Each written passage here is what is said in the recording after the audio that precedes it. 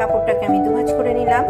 দুভাঁজ করার পর 11 ইঞ্চি চওড়া করে আমি কেটে নিচ্ছি। আমি নিচে প্রথমে একটা মার্জিন করে নিচ্ছি যাতে আমার কাপড়টা সমান হয়। তারপর উপরে ঠিক 11 ইঞ্চিতে মার্জিন করে নিচ্ছি, নিয়ে আমি 11 ইঞ্চি কাপড়টা কেটে নিচ্ছি।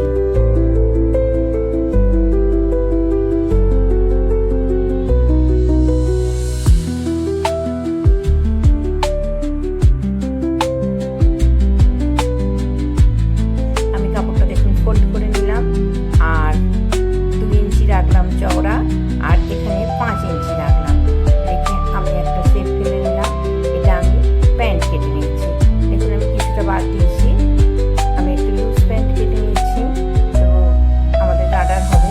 আর এক্সট্রা যে কাপড়টা আছে এটা আমি 4 ইঞ্চিতে কেটে নিচ্ছি, 4 ইঞ্চি চওড়া করে। এটা আমাদের কোমরে লাগাবো, কোমর পটি হবে। তো একেও আমি ভাঁজ করে মাঝখানে দুটো ভাঁজ আছে, আমি সেখান থেকে কাছে চালিয়ে দুটো আলাদা করে নিচ্ছি। এটা আমাদের প্যান্টের উপরে পোর্শন হবে। এইভাবে আমি ভাঁজ করে এটার মধ্যে গার্ডার বসিয়ে প্যান্টের উপরে লাগিয়ে দেবো। আর দেখুন 3 ইঞ্চি চওড়া একটা কেটে নিচ্ছি আমি কাপড়।